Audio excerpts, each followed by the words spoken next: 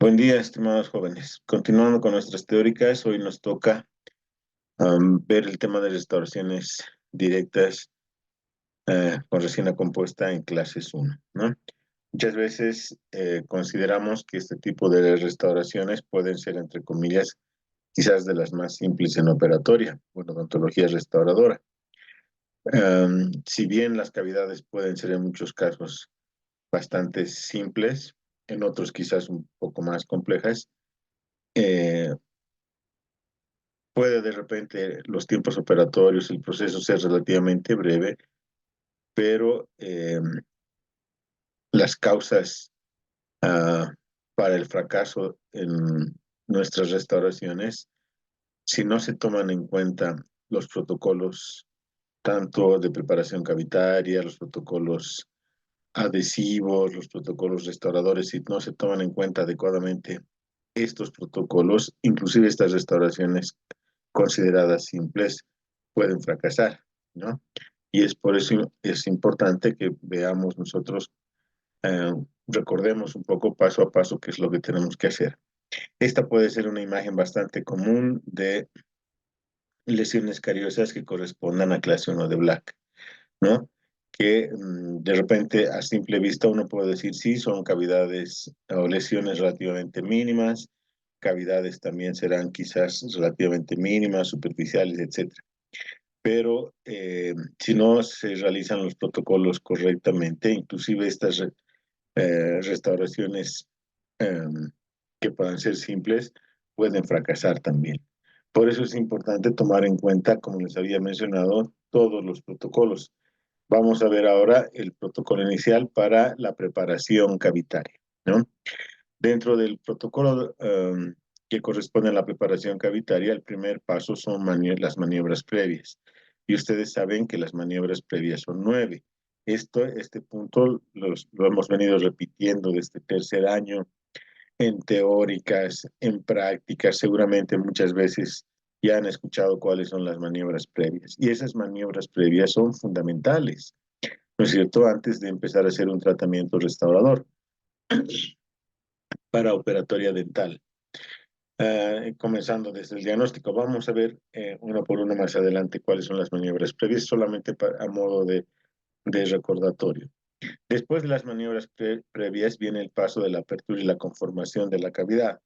Este paso tiene además tres subpasos, ¿no? Que son el contorno de la cavidad, buscar paredes que lleven áreas de resistencia tanto para el diente como para el material de restauración, y la profundidad, ¿no?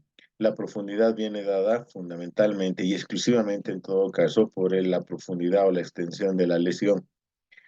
En la odontología restauradora actual, que es mínimamente invasiva, no hay razones por las cuales hacer cavidades más extensas o profundas que la profundidad o extensión que tenga la lesión. El tercer paso es la extirpación de los tejidos deficientes, ¿no es cierto?, o la remoción del tejido cariado. El cuarto paso es la desinfección de la cavidad. Ustedes ya saben bien, les hacemos repetir muchas veces esto en la clínica. Luego viene protección dentino-pulpar, que es un paso que no entiendo por qué, estimados jóvenes, la mayor parte de los estudiantes lo obvia, es decir, no lo menciona cuando les decimos, a ver, dame el protocolo para la preparación cavitaria. Y dicen, hablan toda esta primera parte, de repente la mencionan bien, luego dicen desinfección de la cavidad con clorexidina al 2%, 30 segundos, etcétera, y luego se saltan al protocolo adhesivo, ¿no? Es decir, a colocar el ácido grabador, y no es así. Uh, el siguiente paso es la protección dentino-pulpar. Muchas veces la justificación del por qué no han mencionado protección dentino-pulpar dicen, es que es una cavidad superficial y no voy a colocar protector pulpar. Y eso no es verdad. Todas las cavidades, desde las más superficiales hasta las más profundas, requieren de protección dentino-pulpar. Otra cosa es que en una cavidad superficial no vamos a colocar seguramente ni un forro o liner, ni menos una base, pero sí podremos colocar un sellador, y el sellador en este caso para las resinas sabemos bien, el adhesivo, con el protocolo adhesivo, ¿no es cierto? Es decir, el grabado ácido, lo lavado, secado, etcétera, dependiendo también de qué protocolo de adhesión van a hacer. Pero el más común es el del grabado total, ¿no es cierto? Donde ponemos el ácido grabador, lavamos, secamos, etcétera. El que ustedes ya manejan bien, no vamos a repetir estas partes. Lo que quiero en todo caso es resaltar que el paso 5, protección dentino-pulpar, se hace siempre en todas las, en todos los protocolos debe estar presente. Luego viene el sexto, que es la terminación de las paredes y por último la limpieza, ¿no? Dentro de las maniobras previas, que es el primer punto del protocolo de las preparaciones cavitarias, están obviamente la observación de la anatomía, ¿no? Nosotros si vemos de repente dientes con restauraciones muy amplias, con lesiones cariosas muy amplias, lo primero que tenemos que observar es cuál es el remanente de la anatomía de la corona de ese diente, qué diente es, ¿no es cierto? Porque ustedes saben bien que un primer molar inferior no será igual que un segundo molar inferior, etcétera, y nosotros eso ya lo tenemos que conocer bastante bien, eso ya está en nuestra mente en realidad. Luego viene la prueba de vitalidad dentro de los diagnósticos que se les pide. La tercera maniobra previa es el análisis funcional de la oclusión, y esto es fundamental y muchos no lo realizan. Es hacer un análisis de la oclusión del paciente antes de hacerle ningún tratamiento, antes de comenzar ningún tratamiento. Entonces, nosotros hacemos un análisis de la oclusión funcional del paciente. Tenemos que verla, memorizárnosla y ver que al final de la restauración, cuando nosotros hemos terminado nuestra restauración, esta oclusión siga siendo la misma. Es decir, que nuestro tratamiento no haya alterado la oclusión que tenía el paciente. El cuarto punto es la corrección de las cúspides. Esto en el caso de que observemos de repente interferencias en los desplazamientos mandibulares, etcétera, ¿no? La quinta maniobra previa es observación de la forma, el tamaño y la ubicación de la relación de contacto, es decir, los puntos de contacto interdentales. Ver que estén presentes o ver si de repente no están presentes, ¿no ve? En algunos casos, si el proceso de la restauración nos permite devolver el punto de contacto, sería ideal devolver el punto de contacto.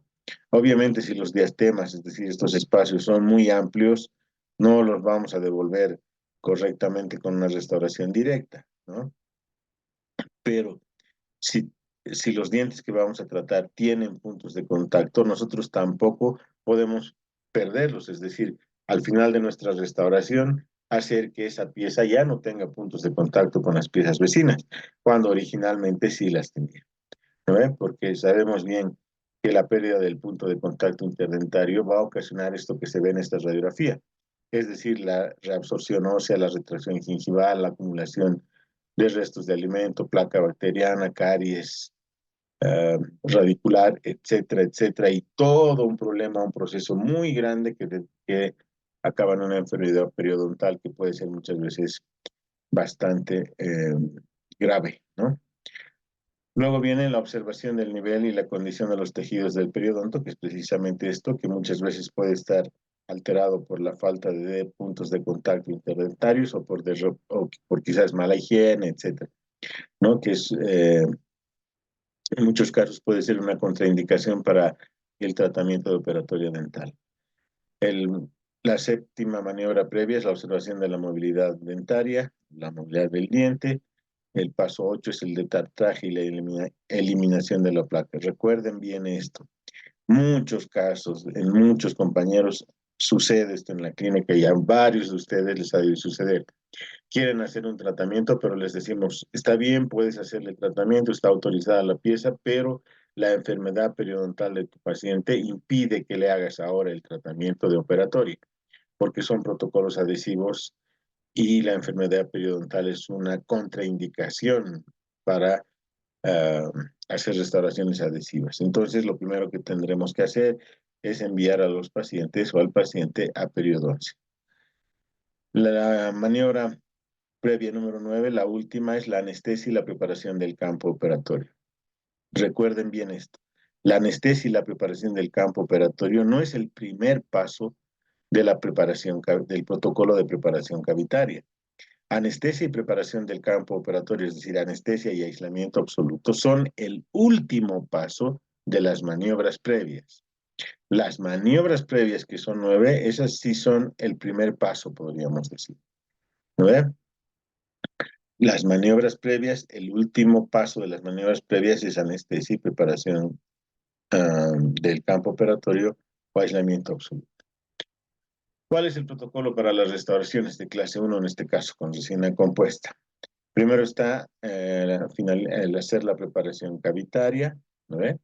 La preparación cavitaria, luego, perdón, dentro de la preparación cavitaria está la apertura y la conformación de la cavidad. La apertura la hacemos generalmente con fresas redondas, diamantadas, lo más pequeñas posibles. Bueno, el tamaño de la parte activa de una fresa diamantada o de cualquier fresa en realidad tiene que ser directamente proporcional al tamaño de la lesión. ¿Eso qué quiere decir? Que si mi lesión cariosa, en este caso, es pequeña, es mínima, mi fresa, la parte activa de la fresa también tiene que ser mínima, pequeña, proporcional al tamaño de la lesión.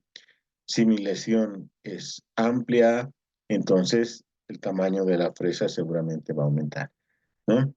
Para la apertura de una cavidad, si es que tenemos que cortar esmalte para llegar a la lesión, entonces utilizaremos una fresa diamantada redonda de preferencia, eh, cuyo tamaño sea, vuelvo a recalcar, proporcional a la lesión. Si ya existe una cavidad previa, ¿no es cierto? Entonces ahí ya no utilizaremos fresas diamantadas, podremos utilizar fresas de carburo con micromotor y con triángulo de baja velocidad, siempre con irrigación o refrigeración por agua, ¿no ve? O lo mejor, la mejor opción siempre es utilizar cucharetas de dentina porque las cucharetas de dentina nos permiten tener una precisión mayor en el corte, ¿no ve? Las cucharetas de dentina tienen que ser cucharetas de dentina que tengan un filo adecuado. Cucharetas viejas usadas no nos sirven. Por eso, cuando nosotros les revisamos el instrumental, esas cucharetas que muchas veces las han utilizado, no sé si en endodoncia, en donde les permitirán quemar su instrumental, vienen con cucharetas quemadas, no les aceptamos. Esa cuchareta no sirve para operatorio. Tiene que ser un instrumento que tenga un filo adecuado. Para el caso de las fresas redondas diamantadas, el tamaño de la parte activa de la fresa um, que nosotros requerimos es de 0,8, 0,10, 0,12, 0,14 como máximo, de repente 0,18, ¿no? Las que más utilizamos son 0,8, 0,10 y 0,12 hasta 0,14. Para la remoción del tejido cariado les pedimos también detector de caries, que muy pocos lo utilizan, pero debería sernos de repente un hábito utilizar detector de caries, ¿no? No es revelador de caries, por si acaso es detector de caries. El detector de caries, es solamente informarles que no es 100% efectivo, ¿no? No es que todo lo que está pigmentado con el detector de caries es que hay que eliminarlo. Hay que verificar qué tan intensa es la pigmentación que se ha realizado, si es semejante a la del líquido o de repente es más tenue, es decir, si digamos el color del detector de caries es rojo, pero lo que ha quedado teñido, digamos, es rosado, un rosa muy pálido. Hay que probar todo con la cuchareta de dentina, comprobar la consistencia del tejido. Si está endurecido, por más que esté pigmentado, no vamos a seguir desgastándolo. Si está más intensa la pigmentación, de repente con la cuchareta solamente tendríamos que eliminarla, ¿no? Y cuando estamos en dentina, vuelvo a recalcar, fresas de carburo de baja velocidad son el instrumento, digamos, cortante rotatorio indicado para ese tipo de tejidos o casos. Y por último está el terminado de las paredes. Luego viene la apertura y la conformación de la cavidad. La apertura, en todo caso, podríamos hablar de la conformación de la cavidad. La conformación de la cavidad puede hacerse con una fresa piriforme, con una fresa cilíndrica de punta redondeada o troncocónica de punta redondeada. La fresa dice corta el esmalte por deformación plástica, esto ya lo saben ustedes, y por fractura adamantina, mientras que la dentina es elástica y posee propiedades homogéneas en las 3 dimensiones del espacio. Um, Nosotros podemos hacer un corte simultáneo con ese tipo de fresas que les he mencionado, tanto en esmalte y en dentina, de tal forma que además de hacer la apertura o el acceso a la lesión, también conformemos el contorno de la cavidad, es decir, ver qué límites va a tener la cavidad en su superficie, no en la profundidad, en la parte superficial de la cavidad, es decir, en la superficie del esmalte.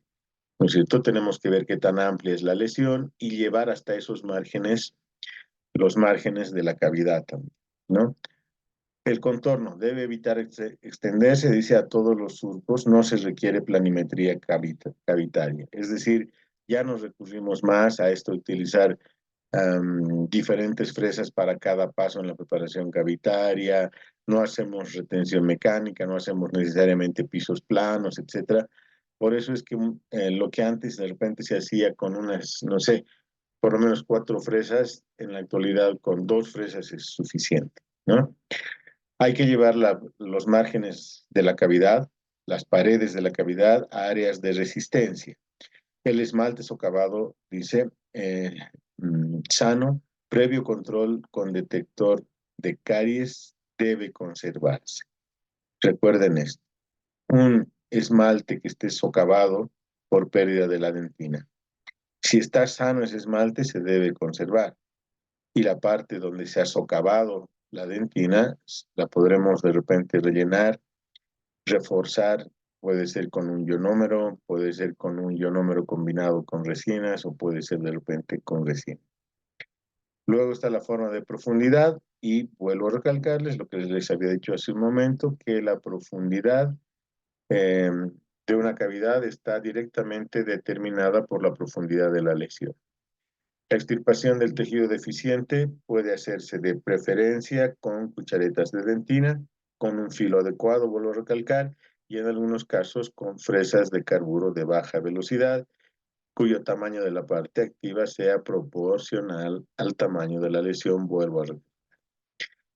El detector de caries puede ayudarnos mucho, fundamentalmente a evitar que nuestros diagnósticos de tejido cariado sean empíricos, es decir, sea solamente a ojo de buen cubero, sino ayudarnos a de repente encontrar áreas que a lo mejor no las habíamos encontrado a simple vista. Vuelvo a recalcar que no todo lo que está pimentado hay que eliminar, nos ayuda en algún caso, pero todo lo que está pimentado hay que corroborar su consistencia siempre con cuchareta de dentina, no con sonda exploradora, con una cuchareta de dentina. Una vez que se ha terminado de preparar la cavidad, fíjense, esto es el contorno de la cavidad, ¿no ven? Esto es el contorno.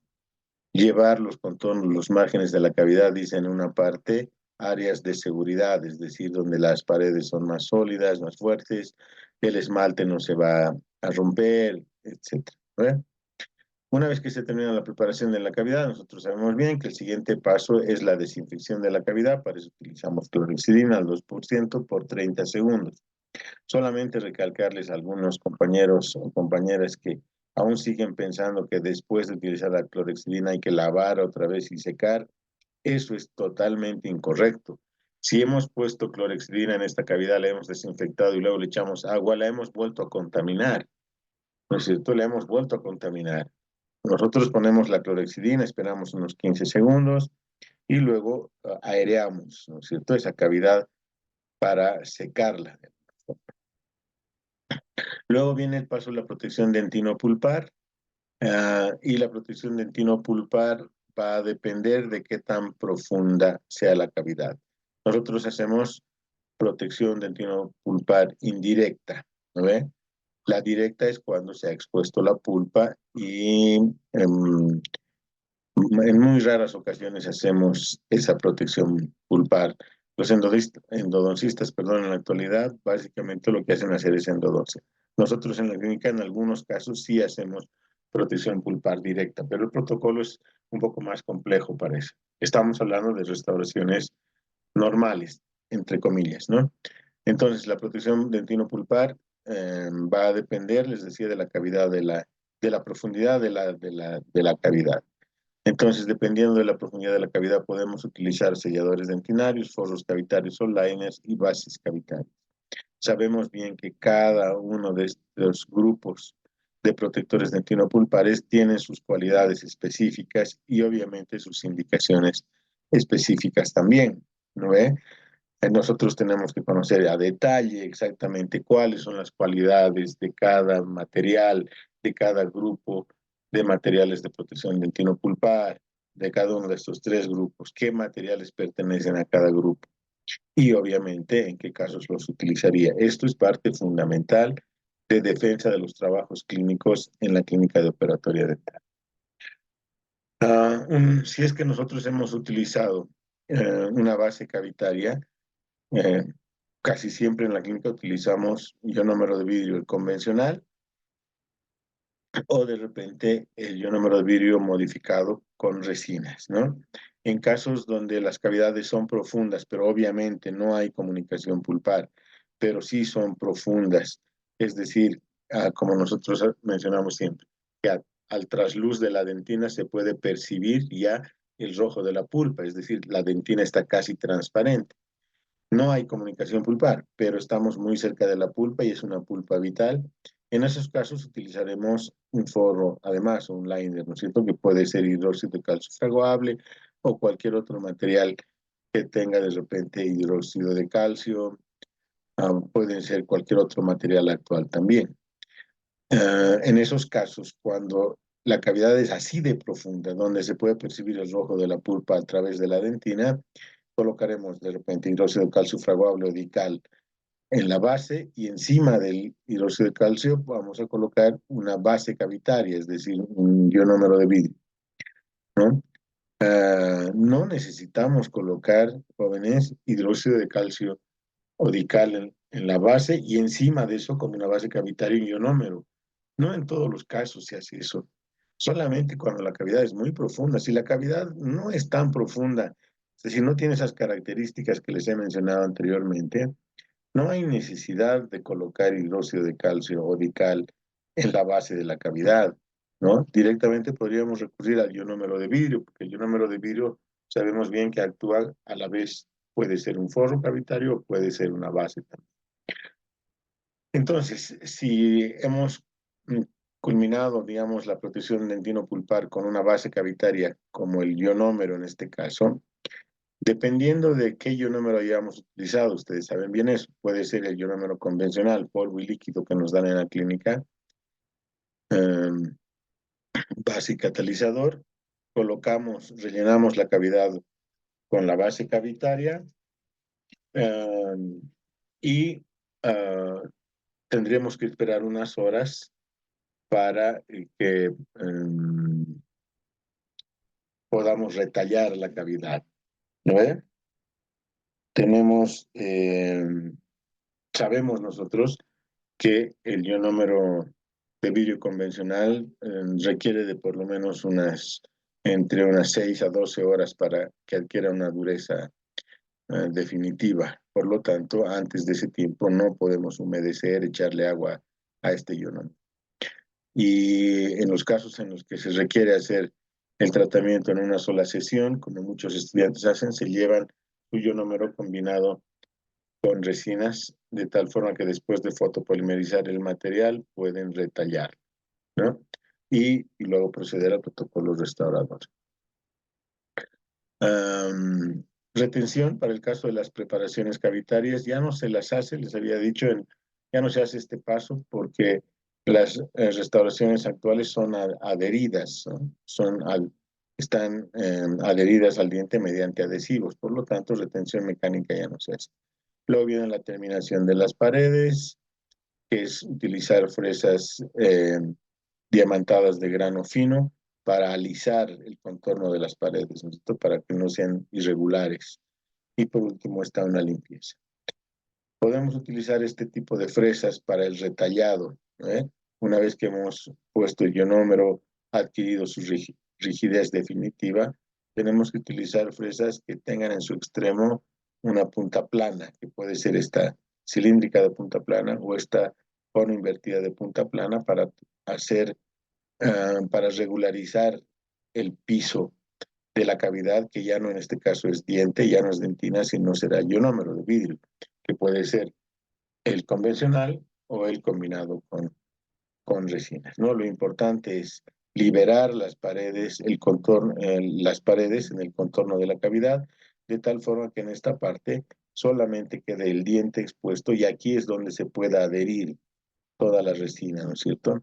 Donde se pueda colocar el adhesivo. Recuerden que antes este ionómero estaba casi hasta la superficie de la cavidad, entonces era necesario desgastar hasta que aparezcan limpias del material, paredes limpias del material.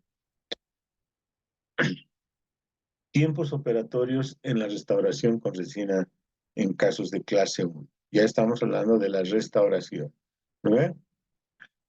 Antes de la restauración en casos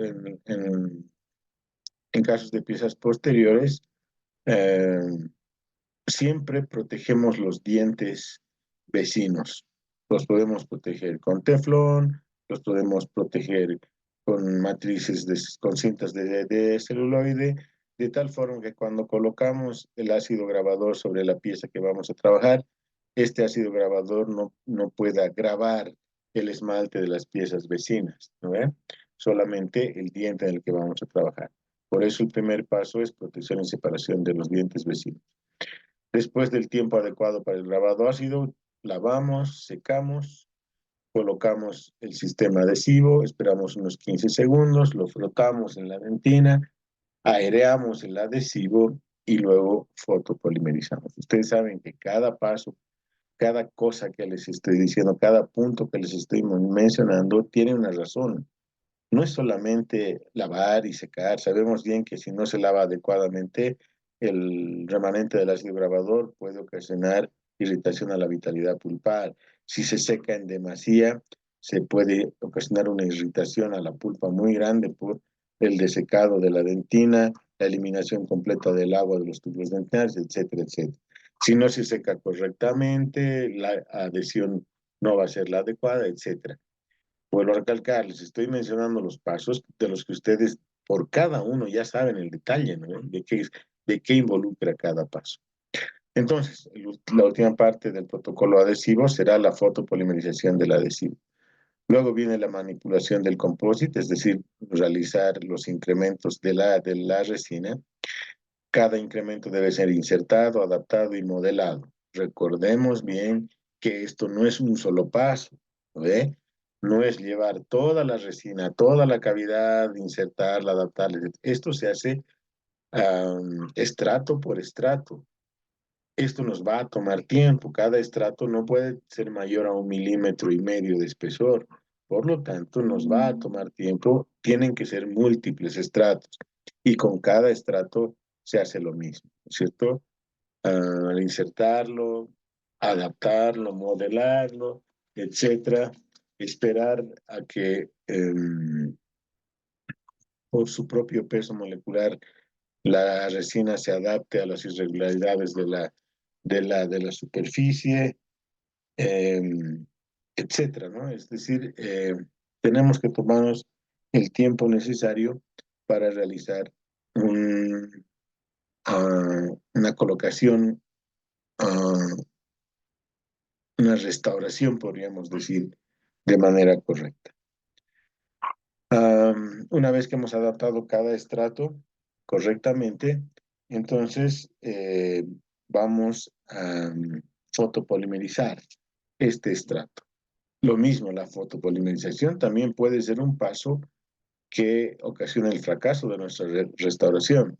Sabemos bien que las lámparas de las clínicas dentales universitarias son lámparas que tienen bastante uso, se las utiliza todo el tiempo, por lo tanto, la potencia de las lámparas va disminuyendo, ¿no es cierto?, con el tiempo, y no se puede decir en estos casos que el protocolo dice que 40 segundos por cada estrato se debe polimerizar. No, en el caso de estas lámparas, el doble sería lo ideal. No, no lo ideal, por lo menos lo aceptable, podríamos decir. Es decir, si 40 segundos debería polimerizar con una lámpara que tenga una potencia adecuada, si mi lámpara es una lámpara de este tipo, de repente por lo menos un minuto será lo que tenga que fotopolimerizar cada estrato, ¿no ve? Una vez que se ha terminado toda la incrementación de la resina, entonces ahí nosotros haremos una fotopolimerización de repente final de todos los estratos, ¿no es cierto? O sea, vamos a fotopolimerizar un tiempo más todavía y luego retiramos el aislamiento absoluto y procedemos al ajuste oclusal. Aquí también hay un problema en los protocolos. Muchas veces se saltan de la fotopolimerización del último estrato, dicen luego ya puedo pulir y no pueden pulir, especialmente en el caso de restauraciones en piezas posteriores, porque si hacen el pulido, cuando hagan el ajuste oclusal van a tener que desgastar otra vez todo lo que han pulido, ¿no?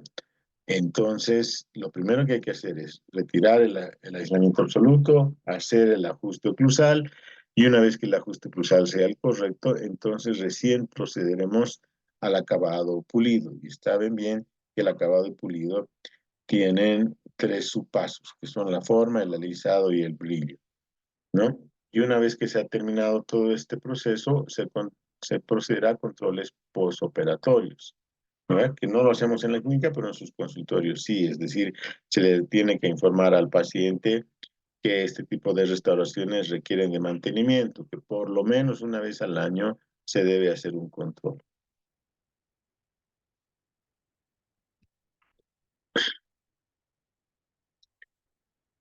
Para el caso del protocolo adhesivo, les había dicho que va a depender de qué tipo de protocolo adhesivo se va a utilizar. Puede ser un sistema de grabado total, pueden ser sistemas de grabado selectivo o sistemas adhesivos autogravantes o de autoacondicionamiento, ¿no?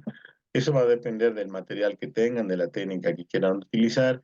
Normalmente en la clínica nosotros usamos, este es el protocolo convencional, digamos, el común, que es el de grabado total, que es el de grabar simultáneamente esmalte y dentina, pero para hacer esto la dentina tiene que estar con protector, con protección dentino-pulpar, ¿no ve? Eh, obviamente en los casos de dentina media y dentina profunda. En los casos de dentina superficial, eh, el grabado total se hará como primer paso y luego colocaremos el adhesivo que luego se va a convertir además también en un sellador de la dentina. Para el caso de los sistemas de autocondicionado o autogravantes, el grabado selectivo es fundamental, es imprescindible. Es decir, grabar primero el esmalte con ácido fosfórico al 35-37%, lavar, secar y luego colocar el sistema de autograbado sobre la dentina y sobre el esmalte también, que ya lo hemos grabado previamente, ¿no?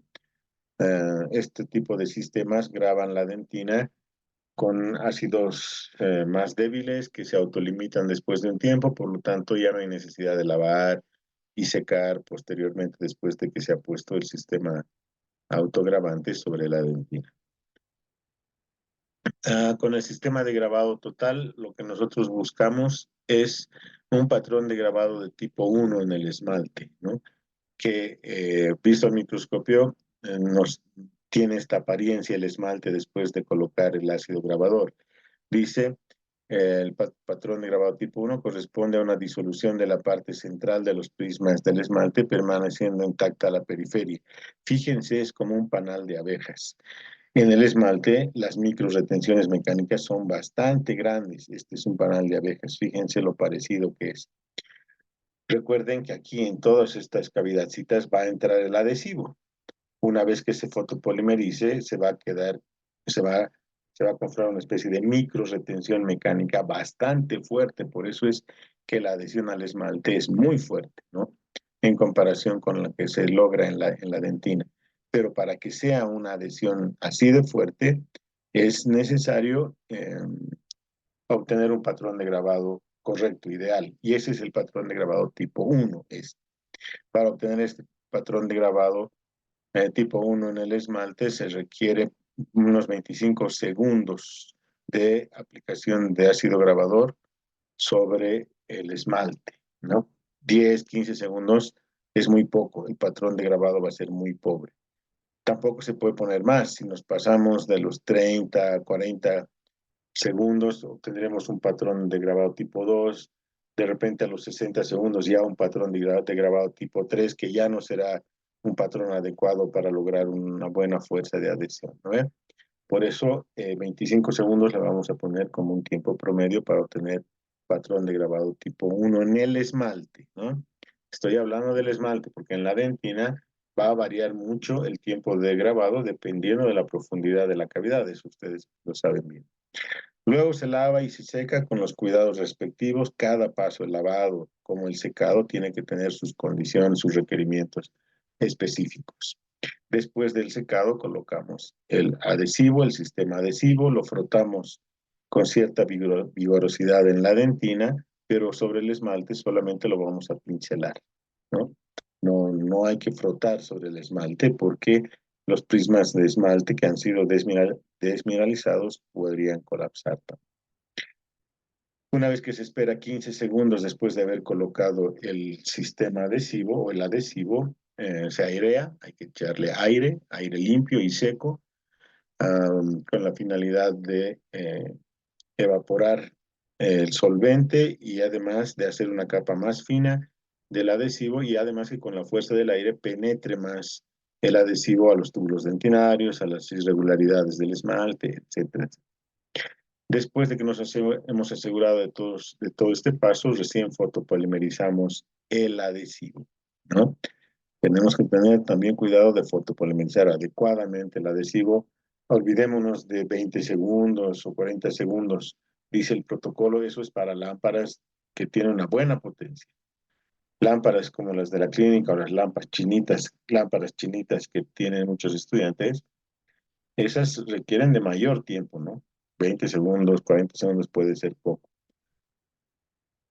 Así es como queda la dentina después de grabarse, a diferencia del esmalte.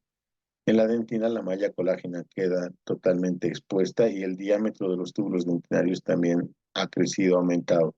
Por lo tanto, el adhesivo puede penetrar en cierta magnitud a los túbulos dentinarios y además también debe penetrar en todas estas irregularidades o espacios que han creado entre la malla colágena. Ahí debe difundirse el adhesivo correctamente, por eso hay que frotarlo levemente, ¿no? Una vez que se ha polimerizado, fotopolimerizado el adhesivo, empezamos con las incrementaciones colocando resina. Los incrementos pueden variar dependiendo de la técnica, como en este caso que es piramidal. Hay diferentes técnicas, eso ya va a depender de cada operador. Lo que sí es importante mencionar es que los estratos de resina no pueden unir al mismo tiempo más de dos superficies, no pueden tener un espesor mayor a 1,5 mm. Se debe polimerizar adecuadamente cada estrato, ¿no? No se pone un estrato primero, luego otro y se quiere fotopolimerizar al final, ¿no? A veces hemos encontrado a estudiantes que están haciendo eso y ustedes saben bien que no les dejamos trabajar ya si es que están incurriendo en un error tan grande, quiere decir que no saben. Cada estrato se fotopolimeriza, cada uno de los estratos se debe fotopolimerizar, por eso la restauración tiene que tomar tiempo, ¿no? Hay que tener en cuenta que la fotoactivación o la fotopolimerización va a ocasionar la contracción del material. Por lo tanto, hay que planificar muy bien los estratos, ¿no es cierto? Cuanto más pequeños sean los estratos, la contracción del material va a influir menos en el fracaso de una restauración, ¿no? No es que con estratos más pequeños ya no va a haber contracción, sino que el estrés de contracción va a reducir y eso es en realidad, esa fuerza, la del estrés de contracción, es la que puede hacer que la resina se separe de las paredes cavitarias. Y eso fundamentalmente cuando se pone estratos de resina muy grandes. Cuando se ponen estratos de resina pequeñitos, eso es más difícil de que ocurra, ¿no? Hay que fotopolimerizar por todas partes. Cuanto más se fotopolimerice el material o la resina es siempre mejor. Esta es una muestra de que una restauración, por más simple que sea, requiere de diferentes estratos y va a tomar tiempo. Aquí tenemos un estrato, 2, 3, 4, tenemos 7 estratos, ¿no ve? Para devolver la anatomía oclusal correctamente a ese diente. Y además tendríamos que colocar un estrato que es una base de la cavidad, ¿no? Por lo tanto, esto requiere de tiempo, ¿no? Y además de planificar la restauración, no es meterle la resina y que salga lo que salga. Uno tiene que ver dónde hay una cúspide, dónde hay un surco, dónde hay una fosa, cuántas fosas tiene la anatomía oclusal de ese diente, etc. Requiere de análisis, jóvenes, la restauración por más mínima que sea, ¿no? Requiere de un trabajo por lo menos de planificación. Y evitar que nos ocurra esto, ¿no? Restauraciones así, hechas como sea, que luego se infiltran, protocolos adhesivos inadecuados, anatomía inadecuada, no hay acabado, no hay pulido, no hay alisado, absolutamente nada. Y obviamente esto va a fracasar. No, para verlo de forma muy rápida, esta es una cavidad de clase 1, donde ya se ha puesto el ionómero. Fíjense, el ionómero está en la base, está bien conformada la cavidad. Miren cómo se ha alisado las paredes, que se nota muy bien el contorno, no está irregular. Eso va a ayudar también a mejor adhesión y obtener una restauración que sea anatómicamente correcta, anatómicamente funcional, ¿no? No una cosa plana como esta, sino donde se está respetando la anatomía. Para eso, cada estrato de resina que se va a poner tiene que ser planificado. ¿Dónde va a estar las facetas o inclinaciones distales, las mesiales, el lomo de cresta o arista, etcétera, ¿no es cierto? Requiere, vuelvo a recalcar, de una planificación y además de tener instrumental que sea adecuado para restauraciones con resina, ¿no es cierto?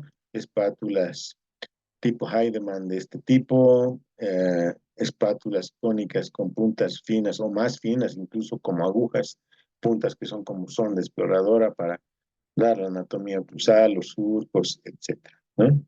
Lo importante es hacer una restauración anatómicamente correcta.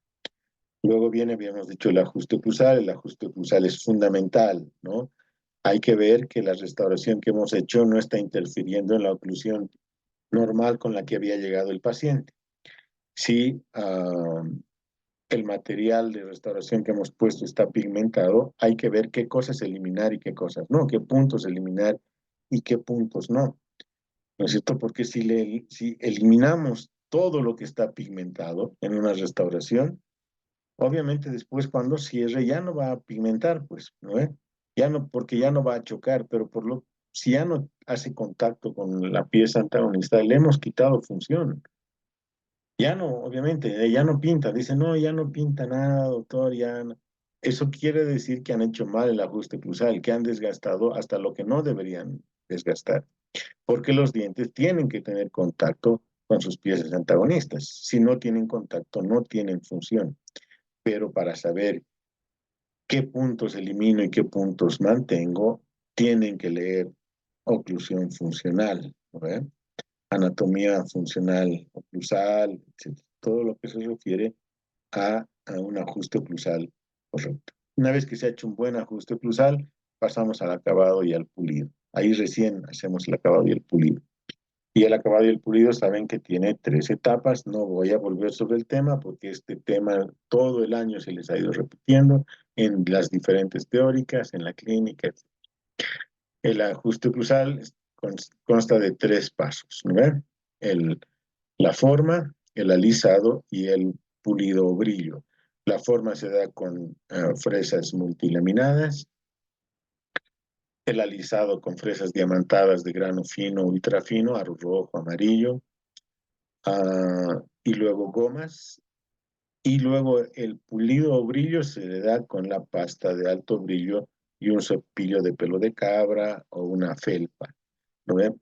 Hemos visto muchas veces que inadecuadamente hay estudiantes que pasan la pasta de alto brillo con una goma. No es así. No se pasa. La goma no es para poner la pasta de brillo. Los cepillos de pelo de cabra o las felpas son con las que se debe colocar la pasta de alto brillo sobre la restauración o sobre la resina que ya ha sido previamente alisada. Entonces, ese es, jóvenes, proceso para restauraciones de clase 1 en la clínica dental. Gracias por su atención y eso es todo en este punto.